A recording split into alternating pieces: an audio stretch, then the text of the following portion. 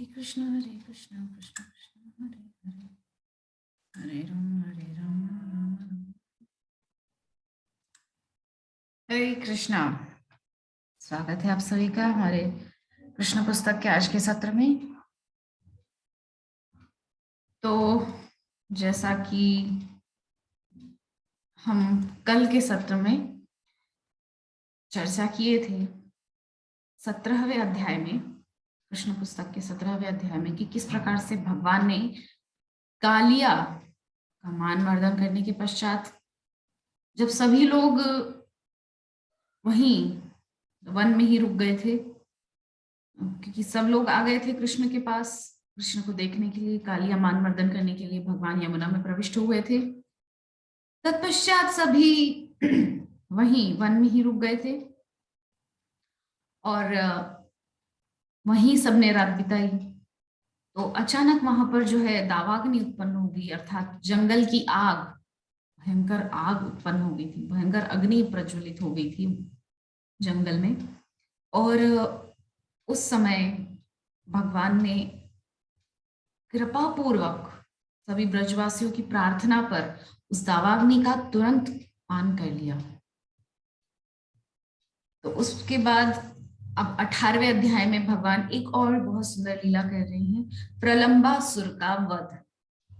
प्रलंबासुर नाम का एक राक्षस जिसको कंस ने पठाया था, कंस ने भेजा था, और ये भी उसकी एक कोशिश थी किसी प्रकार से मेरे चिर शत्रु कृष्ण को मैं समाप्त कर सकूं, उसकी कोशिश थी। तो इस अध्याय में लिखा है कि विनाशकारी अग्नि को बुझाकर कृष्ण पुनः अपने परिजनों, मित्रों, गौओं, बछड़ों तथा बैलों से घिर कर और उनके गायन से महिमा मंडित होकर वृंदावन में प्रविष्ट हुए। तो सब दावाग्नि का जैसे ही भगवान ने पान किया, सुबह हो चुकी थी, सबको लेकर के भगवान जो है अपने घरों में वापस लौट कर आए, सब लोग अपने अपने घर। हाँ, तो जो सदैव गायों से परिपूर्ण रहता है, ऐसे उस वृंदावन में भगवान प्रविष्ट हुए। तो जब कृष्ण तथा बलराम वृंदावन में ग्वालों तथा गोपियों के मध्य जीवन का आनंद लूट रहे थे, तो क्रमशः ग्रीष्म ऋतु आ गई। भगवान जो है इस प्रकार से गौएं चराना, ये सब जो ग्वाला बन के जो आनंद भगवान ले रहे थे, ग्वाला होने का जो है मजा ले रहे थे, तो उस समय जो क्या होता है, बीच में ग्रीष्म ऋतु आती है, काल बीतता जाता है, ग्रीष्म ऋतु आती है। तो भारत में ग्रीष्म ऋतु का कोई स्वागत नहीं करता, क्योंकि वहां इसमें अत्यधिक गर्मी पड़ती है।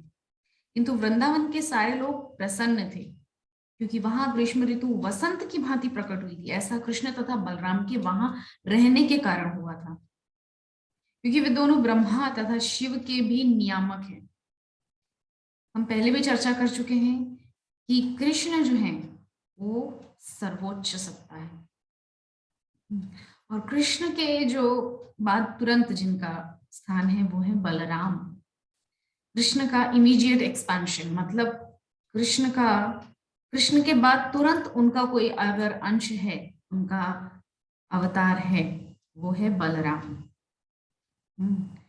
और ब्रह्मा और शिव जो है ये भी पोस्ट हैं। ब्रह्मा जी जो है सृष्टि बनाने का कार्य करते हैं। असल में भगवान सारी सृष्टि स्वयं ही कर देते हैं, लेकिन ब्रह्मा जी को निमित्त बनाते हैं भगवान।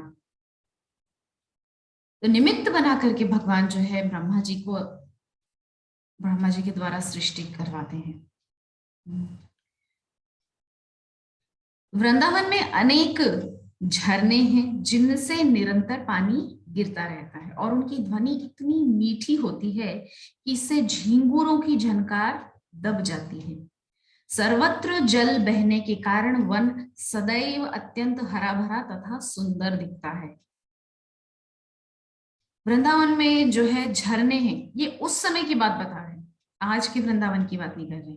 आज से 5000 वर्ष पहले जब कृष्ण बलराम अपनी सुंदर लीलाओं को प्रकाशित करने के लिए ब्रजमंडल में प्रकट हुए थे,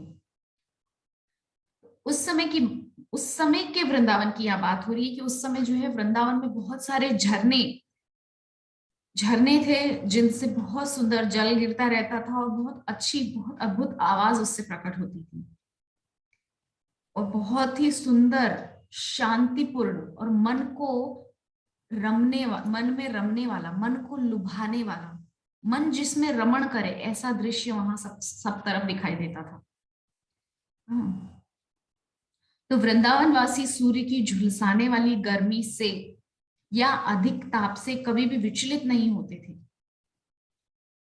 ये गर्मी की बात कह रहे हैं। गर्मी जैसे मौसम में किसको अच्छा लगेगा बाहर घूमना वगैरह, सब घर में रहते हैं अपने अपने धूप से बचने के लिए, लेकिन क्या कह रहे हैं कि अधिक ताप से भी वहां के लोग विचलित नहीं होते थे। वृंदावन की झीलें हरी घास से घिरी रहती हैं और उनमें कहलार, कंज और उत्पल जैसे नाना प्रकार के कमल पुष्प खिलते रहते हैं। बहुत सुंदर वृंदावन की जो है हरियाली की महिमा यहाँ बताई जा रही है। और वृंदावन में बहने वाली वायु कमल के सुवासित मकरंद कणों को अपने साथ ले जाती रहती है। जो हवा है वो सुगंधित हवा बहती है। कैसे? कमल की जो सुगंध है उसको ले लेकर अपने साथ बहती है। ऐसा अद्भुत वृंदावन का नजारा, जहां पर श्री कृष्ण और बलराम दोनों अपनी अपनी लीलाओं को जो है विस्तारित कर रहे थे। जब यमुना की तरंगों, झीलों तथा झरनों के जलकण वृंदावन वासियों के शरीर का स्पर्श करते थे तो वे स्वतः शीतलता का अनुभव करते थे। अतः वे ग्रीष्म ऋतु के द्वारा तनिक भी विचलित नहीं होते थे। यद्यपि गर्मी की ऋतु है, गर्मी का मौसम है, और हम लोग सभी जानते हैं कि गर्मी का मौसम मतलब पसीना पसीना। व्यक्ति स्नान करके निकलता है और तुरंत एक ही घंटे में उसका पूरा शरीर पसीना पसीना और दुर्गंध से भर जाता है।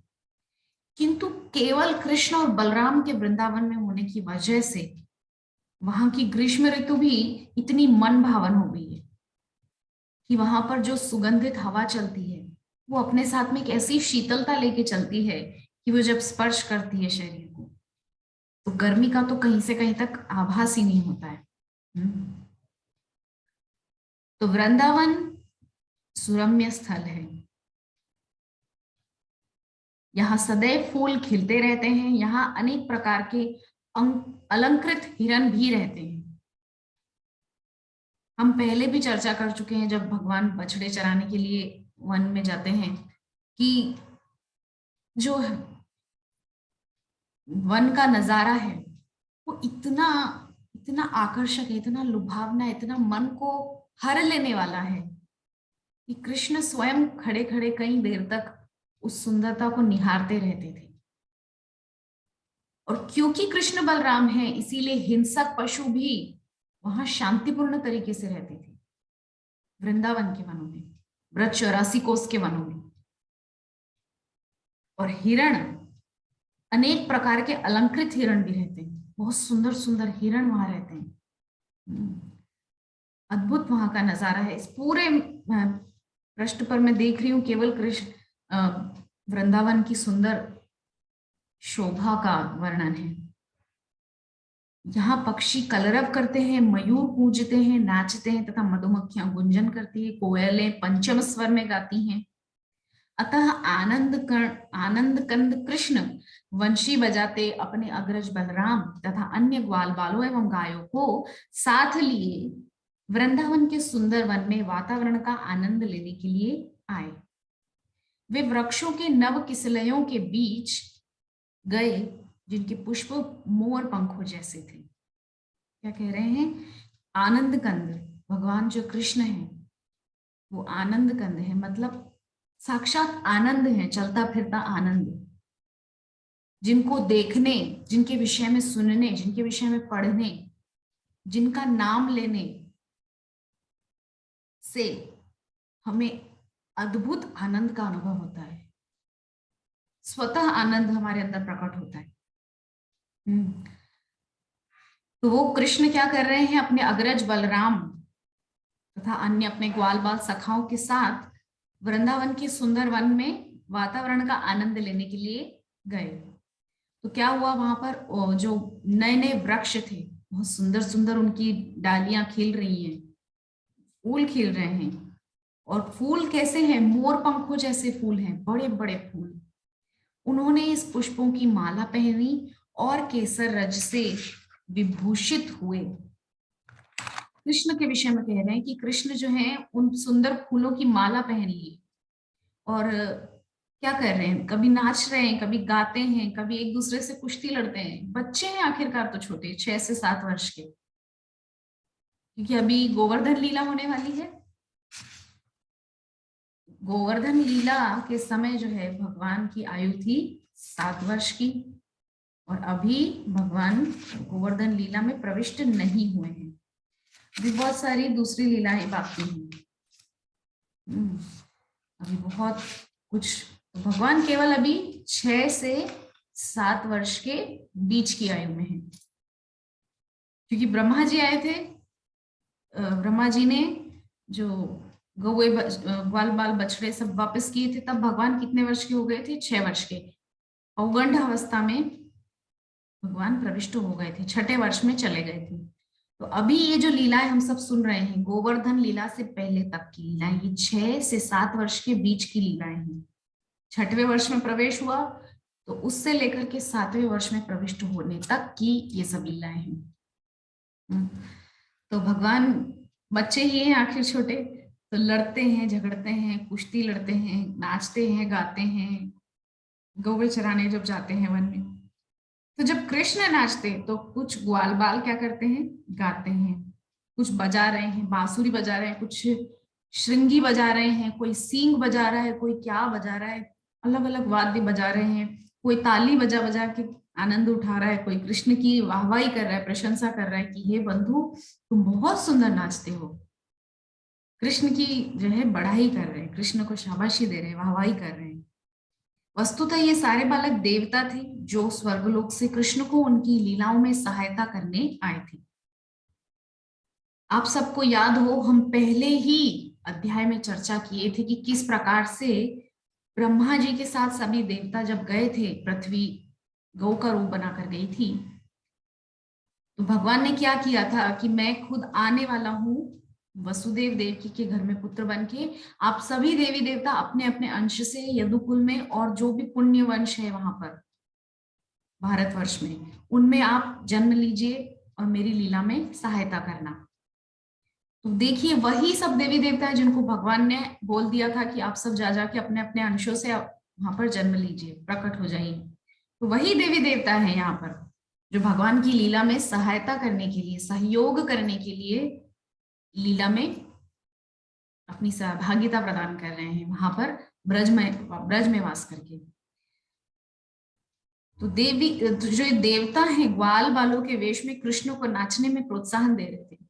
क्या उनका काम था, यही काम तो बताया था उनको भगवान ने कि मेरी लीला में सहायता करना। वही वो लोग कर रहे हैं और बहुत अच्छे से कर रहे हैं। जिस प्रकार एक कलाकार दूसरे की प्रशंसा करके प्रोत्साहित करता है, तब तक कृष्ण तथा बलराम का मुंडन संस्कार नहीं हुआ था। उनके बाल कौओं के पंखों की भांति इकट्ठे हो गए थे। तो दोनों भैयाओं के जो बाल थे लंबे लंबे, यहाँ पे जो उपमा दी गई है, कौओं जो क्रो होता है, जो कौआ होता है, उसके पंखों की भांति यहाँ पर उपमा दी गई है भगवान के केशों से। तो वे अपने मित्रों के साथ सदा आंख मिछोली खेलते, परस्पर लड़ते भिड़ते रहते। कभी कभी जब उनके मित्र कीर्तन करते तथा नाचते होते तो कृष्ण उनकी प्रशंसा करते, मित्रों तुम लोग अत्युत्तम नाच तथा गायन कर रहे हो। आपस में एक दूसरे को जो है प्रोत्साहित करते हैं। लड़के बेल और गोल गोल आमल की फलों को गेंद बनाकर खेलते हैं। बेल के बड़े बड़े फल होते हैं। अब वहां कहाँ गेंद मिलती थी कि आजकल की तरह सीजन बॉल्स मिल जाएगी या लेदर बॉल मिल जाएगी। हाँ, वो फलों को ही गेंद बना बना के खेलते थे छोटे छोटे बच्चे, प्यारे प्यारे। और साथ में अगर जगन निवास पुरुषोत्तम भगवान श्री कृष्ण हो तो तो कहना ही क्या। तो कभी कभी वे छुई छुआवल खेलते, जिसमें एक दूसरे को ललकारते और छूते। बहुत अद्भुत खेल होता है। कभी कभी वे जंगली हिरणों तथा विविध पक्षियों का अनुकरण करते हैं। पहले भी हमने देखा है, भगवान जब बछड़े चराने जाते हैं तो वहां पे कोयल, मोर इत्यादि पक्षियों की नकल करते हैं, मोर की तरह बनने की कोशिश करते हैं, मोर की तरह नाचते हैं। इस प्रकार से बहुत हिरण की पीछे पीछे दौड़ते हैं बच्चे लोग सारे। ये सब लीलाएं पहले भी हम देख चुके हैं। तो इस प्रकार से जो है विविध पक्षियों का अनुकरण करते, वे एक दूसरे के साथ मेंढक की बोली का हम पहले भी देख चुके हैं कि मेंढक की तरह उछलना। यमुना के किनारे जो मेंढक रहते हैं उनको देख देख के बच्चे भी उछलते हैं उनकी तरह, और उनकी बोली का जो है नकल करते हैं बच्चे, अनुकरण करते हैं, हंसी उड़ाते हैं। वृक्षों के नीचे जो वो बड़ी बड़ी जटाएं होती है वृक्षों की, जो लटकती रहती है ऊपर से, उनको पकड़ पकड़ के झूलते रहते बच्चे। आनंद, मतलब पूरी तरीके से आनंद, शोक, विषाद, इसका तो कहीं से कहीं तक कोई नामो निशान नहीं। केवल और केवल आनंद बच्चे सब उठा रहे हैं। क्यों? क्योंकि आनंद कंद कृष्ण और बलराम उनके साथ हैं। तो कभी कभी वे परस्पर राजा तथा प्रजा का खेल खेलते। इस प्रकार कृष्ण तथा बलराम अपने मित्रों के साथ सभी प्रकार के खेल खेलते, और नदियों, सरोवरों, नालों, सुंदर वृक्षों तथा उत्तमोत्तम फूलों फलों से पूर्ण वृंदावन के सुखदायक वातावरण का आनंद लूटते। सब मिलकर के जो है वृंदावन के उस सुंदर सुरम्य वातावरण का आनंद लूट रहे हैं। वृक्षों से झूल जाते हैं, वृक्षों की जटाओं से, पेड़ों पे चढ़ते हैं, फल खाते हैं, बेल के फलों से जो है गेंद का खेल खेल रहे हैं, पक्षियों की आवाज की नकल कर रहे हैं, मोर की तरह बनकर नाचने की कोशिश कर रहे हैं, नाचते हैं, गाते हैं, बजाते हैं, खिलखिलाते हैं, हंसते हैं, लड़ते हैं, झगड़ते हैं, भिड़ते हैं, कुश्ती लड़ते हैं। सब कुछ मतलब फुल टू जो है आनंद बच्चे सब उठा रहे हैं कृष्ण की वजह से वहां पर। एक बार जब वे अपनी दिव्य लीलाओं में लीन थे, भगवान और सारे देवी देवता जो ग्वाल बाल सखाओं के रूप में वहां पर हैं, तो प्रलंबासुर नाम का एक असुर उनकी टोली में बलराम तथा कृष्ण दोनों को चुराने के उद्देश्य से घुस आया। अब देखिए, कंस ने फिर से एक और भेज दिया, प्रलंबासुर नाम का असुर। हाँ, क्या करने के लिए? जाओ, मेरे दोनों शत्रु जो कृष्ण और बलराम हैं उनको पकड़ कर ले आओ। उनको चुराने के लिए वो जो है टोली के बीच में घुस गया। यद्यपि कृष्ण एक ग्वाल बाल का अभिनय कर रहे थे, किंतु भगवान के रूप में वे भूत, वर्तमान तथा भविष्य सब कुछ जानते थे। अतः जब प्रलंबासुर उनकी टोली में घुस आया तो कृष्ण सोचने लगे कि इस असुर का किस तरह वध किया जाए। तो भगवान को समझ रहा है कि बच्चा है इसीलिए कुछ नहीं कर सकता, किंतु बच्चे भगवान है, और भगवान बच्चे के रूप में भी भगवान ही रहते हैं। वो चाहे छोटे बच्चे के रूप में रहे या 100 वर्ष के बूढ़ा के रूप में रहे, लेकिन वो सब समय भगवान है। उनकी शक्ति रंच मात्र भी कम नहीं होती। तो इस प्रकार से जो है प्रलंबासुर, कृष्ण ने क्या सोचा कि ये असुर का किस तरह से इसका वध किया जाए, किंतु बाहर से वे उससे मित्र रूप में मिले और कहा, प्रिय मित्र, अच्छा हुआ कि तुम हमारी लीलाओं में भाग लेने आए थे। फिर कृष्ण ने अपने समस्त मित्रों को बुलाकर आज्ञा दी, अब हम अपनी अपनी जोड़ी बनाकर खेलेंगे और जोड़े में ही रहकर ललकारेंगे। तो अब क्या है, भगवान अंदर ही अंदर जानते हैं कि ये आ गया है असुर, इसको मुझे मारना है। अंदर से जानते हैं, लेकिन बाहर से क्या दिखा रहे, अरे बहुत अच्छा हुआ मित्र तुम आ गए, चलो हम सब साथ में मिलके खेलते हैं, दो दो की जोड़ियां बना लेते हैं और जोड़ी में रहकर ही खेलेंगे आज से। तो इस प्रस्ताव के साथ ही सारे बालक एकत्र हो गए। कुछ बलराम की पाली में हो लिए, कुछ कृष्ण की पाली में, और अपनी अपनी जोड़ी के साथ खेलने लगे। इसमें हारे हुए खिलाड़ी को अपनी पीठ पर विजयी खिलाड़ी को चढ़ाना होता था। जिस प्रकार घोड़ा अपने मालिक को चढ़ाता है, तो सब बच्चे क्या कर रहे हैं, इसी प्रकार से खेलने लगे, और भांडीर वन से होकर जाते समय साथ साथ गौए चराते रहे। तो शर्त क्या थी जो हारेगा वो अपनी पीठ पे जीते हुए बच्चे को चढ़ा करके भांडीर वन तक लेकर जाएगा, और उस बीच में गऊ भी चरानी है। काम, मेन काम तो ये गऊ चराने का है, ग्वाल वाले बेचारे। तो इस प्रकार से जो है भांडीर वन तक जाने की वो शर्त रखेगी।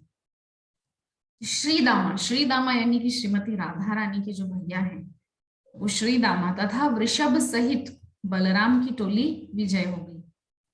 अतः कृष्ण की टोली को इन सबों को अपनी पीठ पर बैठाकर भांडीर वन से होकर जाना पड़ा।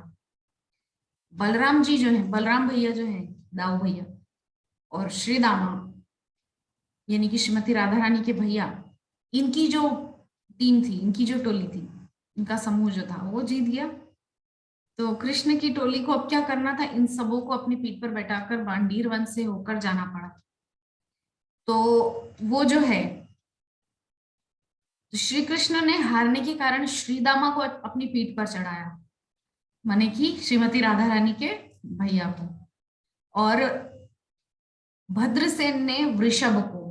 इस खेल का अनुकरण करते हुए ग्वाल बाल के रूप में आए प्रलंबासुर ने बलराम को अपनी पीठ पर चढ़ा लिया। तो बलराम जो है, उनकी टीम में कौन कौन थे, उनकी टोली में स्वयं बलराम भैया, श्रीदामा श्रीमती राधा रानी के भैया भैया और वृषभ। और तो इधर कृष्ण की टोली हार गई थी, तो कृष्ण ने बिठाया श्रीमती राधा रानी के भैया श्रीदामा को, भद्रसेन ने बिठाया वृषभ को, और कृष्ण की टीम में शामिल होने के कारण प्रलंबासुर ने बिठाया बलराम भैया को, दाऊ भैया को। और तीनों दौड़ पड़े हैं, जो है कृष्ण दौड़े हैं श्रीदामा को लेकर, भद्रसेन दौड़े हैं वृषभ को लेकर, प्रलंबासुर दौड़ा है दाऊ भैया को लेकर के। तो प्रलंबासुर असुरों में सबसे अधिक महत्वपूर्ण था और उसने अनुमान लगा लिया था कि ग्वाल वालों में कृष्ण ही सर्वाधिक शक्तिमान है। तो कृष्ण की टोली से बचने के उद्देश्य से प्रलंबासुर बलराम को दूर ले गया। निस्संदेह यह असुर अत्यंत बलवान था, किंतु वह तो बलराम का पर्वत के तुल्य भार लिए जा रहा था। उसने क्या किया, कृष्ण और भद्रसेन जो कि क्रमशः श्रीदामा और वृषभ को लेकर के भांडीर वन तक जा रहे थे, तो प्रलंबासुर ने क्या किया, दाऊ भैया को बिठा करके बहुत दूर निकल गया। उसने सोचा कि कृष्ण ज्यादा शक्तिमान है, सर्वोच्च शक्तिमान है, सर्वाधिक शक्तिमान है। तो अब उनसे बचने के लिए उसने क्या किया, कृष्ण की ही टीम में शामिल हो गया, चालाकी करके। तो यह असुर अत्यंत बलवान था, किंतु वह तो बलराम का पर्वत के तुल्य भार लिए जा रहा था। उसने क्या किया, बलराम है कौन, हम सभी जानते हैं, अनंत शेष, जिनके एक एक फण पे एक एक ब्रह्मांड, एक एक पृथ्वी, एक एक ब्रह्मांड राई के एक छोटे दाने के समान प्रतीत होता है। सोचिए, जो जिनके फण पर ब्रह्मांड राई के दाने के समान दिखे, उनकी शक्ति का क्या क्या हम अनुमान लगा सकते हैं। ऐसे बलराम को उठा करके वो प्रलंबासुर ये समझ रहा था कि अब जो है मेरा काम बहुत आसान हो जाएगा, किंतु आखिरकार क्या हुआ, अतः वह उनके भार से थकने लग गया वो, कि अनंत कोटि ब्रह्मांडों का भार अनंत शेष श्री बलराम अपने एक एक फण पे धारण करते हैं। उनके एक एक फण पे अनंत अनंत ब्रह्मांड पड़े रहते हैं, ठीक है। और ऐसे अनंत अनंत ब्रह्मांडों का भार श्री अनंत नारायण श्री शेष उठाते हैं, और उनको उठाकर ये प्रलंबासुर सोच रहा है कि अब मेरा काम बहुत आसानी से हो जाएगा, लेकिन अब वो थकने लगा। तो उसने अपना असली रूप धारण कर लिया। ये जो दैत्य असुर राक्षस दानव होते हैं, ये जो है जब इनको अपना काम करना होता है तब ये अपने असली रूप में आ जाते हैं। जिस प्रकार से पूतना जब आई थी तब तो बड़ी सती सावित्री लक्ष्मी का रूप धारण करके आई जैसे। सुखदेव जी ने भी उसके सौंदर्य का खूब वर्णन किया है उस प्रसंग में, किंतु जब देखा कि अब प्राण संकट में है तो तुरंत अपने रूप में आ गई भयंकर राक्षसी, बड़े बड़े दांत और विकराल उसका स्वरूप, जघन्य उसका श्री, उसका उसका क्या बोलना चाहिए, उसका शरीर बहुत जो है भयंकर उसका रूप था। क्रूर लग रहा था देख करके, कि क्योंकि वो क्रूर राक्षसी थी ना, छोटे बच्चों को मारती थी और उनका रक्तपान करती थी। तो अपने इस रूप में वह सुनहरे मुकुट तथा कुंडलों से सुशोभित था, और ऐसा लग रहा था मानो विद्युतमय बादल चंद्रमा को धारण धारण किए हों। तो यहाँ प्रलंबासुर का वर्णन हो रहा है कि उसने जब अपना असली रूप धारण कर लिया तो सुनहरा मुकुट माथे पर और कुंडल कानों में, और ऐसा लग रहा था मानो बादल चंद्रमा को धारण किए हों। बहुत सुंदर, जब पूर्णिमा की रात में चंद्रमा उदित होता है तो कैसा पीला पीला सा चंद्रमा होता है, सुंदर एकदम, पूरा फुल मून पीला पीला सा होता है। उसी प्रकार से उसका मुकुट और कुंडल वहां पर शोभा पा रहे थे। तो बलराम ने देखा कि इस असुर का शरीर बादल की सीमा तक फैला है, इसकी आंखें अग्नि के समान जल रही हैं और उसके तीक्ष्ण दांत मुंह के भीतर चमक रहे हैं। राक्षस के बारे में यहाँ पर बलराम क्या देख रहे हैं, बलराम जी, कि उसका शरीर बहुत विशाल, आंखें उसकी अग्नि के समान जल रही हैं और दांत उसके चमक रहे हैं मुंह के भीतर। पहले तो बलराम उस असुर को देखकर चकित हो गए और सोचने लगे कि यह कैसे हुआ कि अचानक यह वाहक सब तरह से बदल गया है। क्योंकि बलराम तो सोच रहे थे ये हमारी टोली का कोई ग्वाल बाल सखा है हमारा, मुझे लेकर जा रहा है, लेकिन उन्होंने देखा अरे ये तो भयंकर रूप में आ गया एकदम से। चकित हो गए बलराम एकदम से। ये है लीलाएं भगवान की। क्या भगवान के लिए राक्षस को देख के इस तरह से चकित होना वाजिब है? जिस प्रकार से ब्रह्मा जी जब ग्वाल बाल सखा और बछड़े चुरा लिए थे तो कन्हैया कैसे निरुत्साहित हो गए थे, बिल्कुल एकदम रोने से लगे थे कि कहाँ गए मेरे सखा, कहाँ गए मेरे बछड़े। भगवान ऐसी छोटी छोटी बातों पे क्या रो सकते हैं, लीला पुरुषोत्तम होके? लेकिन अपनी लीला में इतना डूब के वो अभिनय कर रहे हैं छोटे बच्चे का।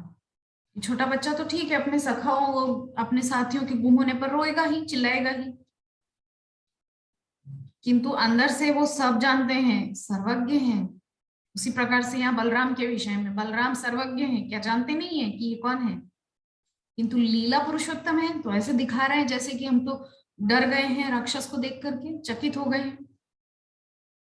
तो किंतु मन विमल होने पर वे तुरंत समझ गए कि उन्हें कोई असुर उनके मित्रों से दूर लिए जा रहा है और मार डालना चाहता है। तो अब बलराम जो है समझ गए हैं कि दाल में क्या काला है, ये कोई असुर है जो मुझे पकड़कर अपने सभी सखाओं से, कृष्ण से दूर लेकर आया है, मुझे मारना चाह रहा है। तो अतः उन्होंने तुरंत ही असुर के सिर पर उसी प्रकार मुष्टि प्रहार किया जिस प्रकार इंद्र पर्वत पर अपना वज्र प्रहार करता है। इतना जोर से मुष्टि का प्रहार उसके माथे पर किया बलराम ने कि भयंकर, जैसे कि इंद्र का वज्र पर्वत पे गिरा और पर्वत टूक टूक टुकड़ा टुकड़ा हो जाए ऐसा। तो बलराम के मुष्टिक प्रहार से वह असुर चोट खाए सर्प की भांति मुंह मुंह से रक्त वमन करता हुआ मर गया। देखिए, एक मुष्टिक प्रहार किया था बलराम ने, एक में ही उसका काम तमाम हो गया। क्या लिख रहे हैं यहाँ पे श्रील प्रभुपाद, कि चोट खाए सर्प की भांति मुंह से रक्त वमन करता हुआ मर गया। एक ही चोट मारी थी श्री बलराम ने और एक में ही उसका काम पूरा हो गया। तो जब असुर गिरा तो उसने भीषण गर्जना की, जोर से चिल्लाते हुए नीचे गिरा, मानो इंद्र के वज्र प्रहार से विशाल पर्वत गिरा हो। अब सारे बालक उस स्थान की ओर भागने लगे। इस भयानक दृश्य को देखकर वे बहुत अच्छा कहकर बलराम की प्रशंसा करने लगे। वाह दाऊ भैया, वाह दाऊ भैया, आपने तो हम सबको बचा लिया, वाह दाऊ भैया। इस प्रकार से दाऊ भैया जो बलराम है उनकी वाहवाही करने लगे सारे बच्चे। फिर यह सोचकर कि बलराम मृत्यु से उबरे हैं, वे सब उनका अत्यंत स्नेहपूर्वक आलिंगन करने लगे और अपनी अपनी बधाइयां तथा आशीष देने लगे। क्या कर रहे हैं सब सखा, ग्वाल बाल सखा, कि उनको लगा कि अब जो है हमारे बलराम जो है मृत्यु के मुख से बाहर है, क्योंकि वो भयंकर राक्षस था, सब देख रहे हैं उसका शरीर पड़ा हुआ है, मृत शरीर, भयंकर विशाल शरीर है उसका। तो जब सबने देखा कि इतने विशाल राक्षस को से बचकर हमारे बलराम वापस आए हैं, तो उनको आलिंगन कर रहे हैं, चूम रहे हैं, सब वाहवाही कर रहे हैं और आशीष दे रहे हैं कि वाह बहुत अच्छा है, आप ऐसे ही जो है सब समय सुरक्षित रहो, क्योंकि आप सुरक्षित रहोगे तब तो हम सुरक्षित रहेंगे ना। इस प्रकार से जो है सब आनंदित हो गए बाल बाल सखा।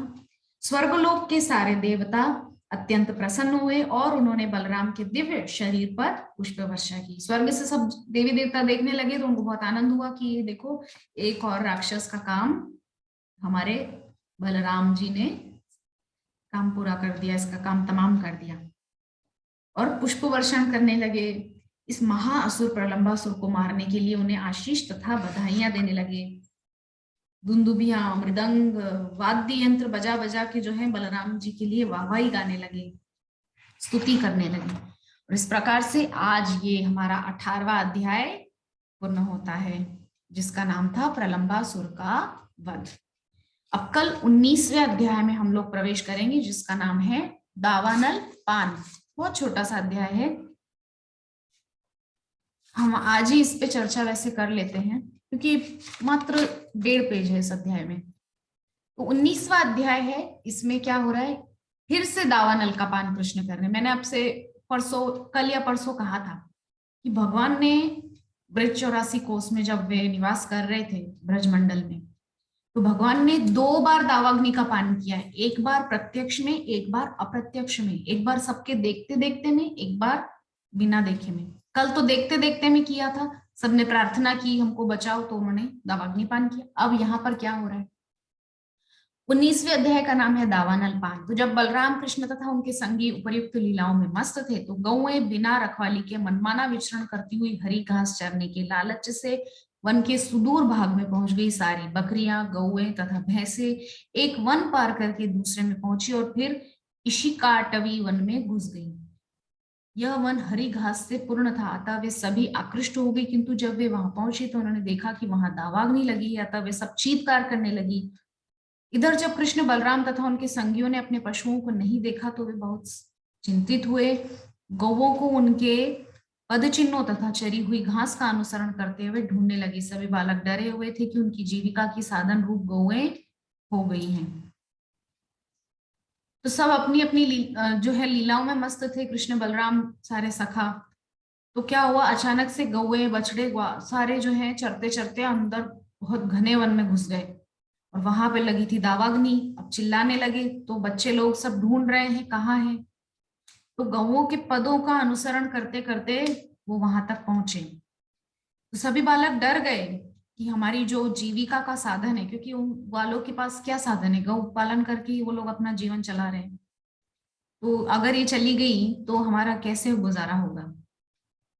तो गौओं को खोजने के से वो थक भी गए और प्यासे भी हो गए थे, किंतु शीघ्र ही उन्हें अपनी गौओं की चीत्कार सुनाई दी। कृष्ण जोर जोर से गौओं का नाम ले लेकर बुलाने लगे। कृष्ण को बुलाते सुनकर गौएं प्रसन्नता पूर्वक निनाद करते हुए उत्तर देने लगी, किंतु उस समय तक दावाग्नि ने उन सबों को चारों ओर से घेर लिया था और स्थिति अत्यंत भयानक हो गई थी।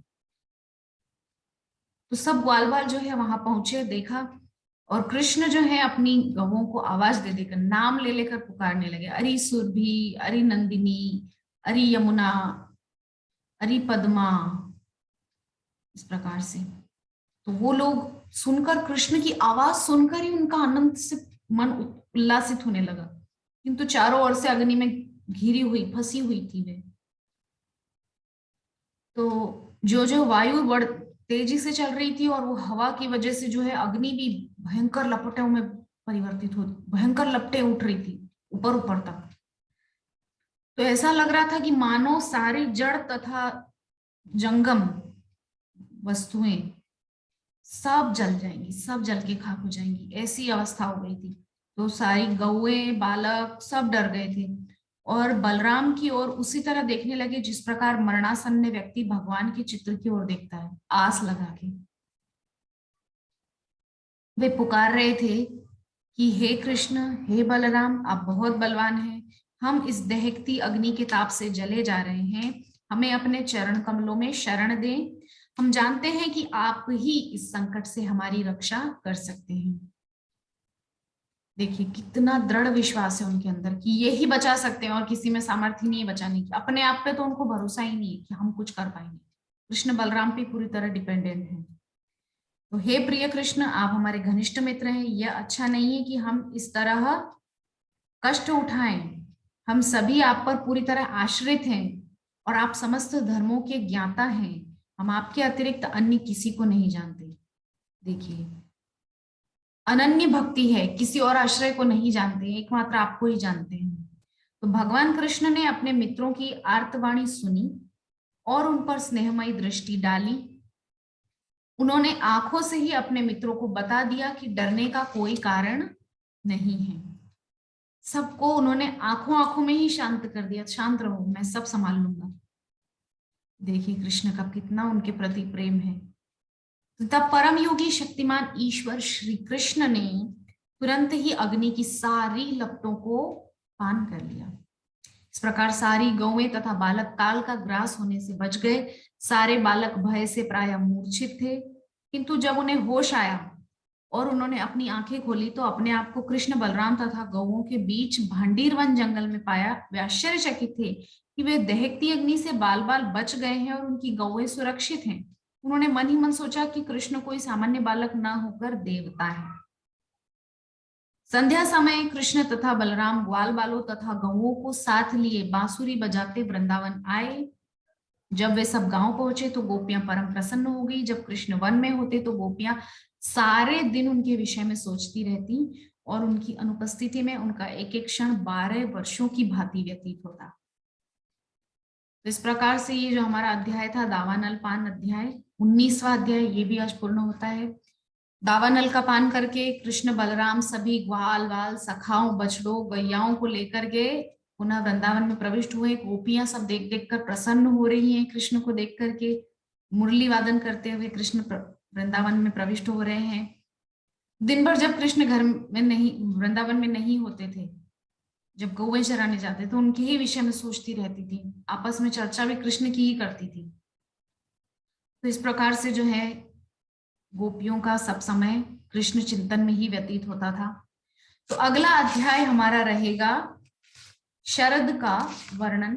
थोड़ा बड़ा है अध्याय, इसमें हमको 2 या 3 दिन लग जाएंगे। तो कल से हम इस अध्याय पर चर्चा शुरू करेंगे जिसका नाम है शरद का वर्णन, 20वां अध्याय। इस शरद का वर्णन अध्याय पर चर्चा हम कल से शुरू करेंगे। तब तक के लिए हरे कृष्णा।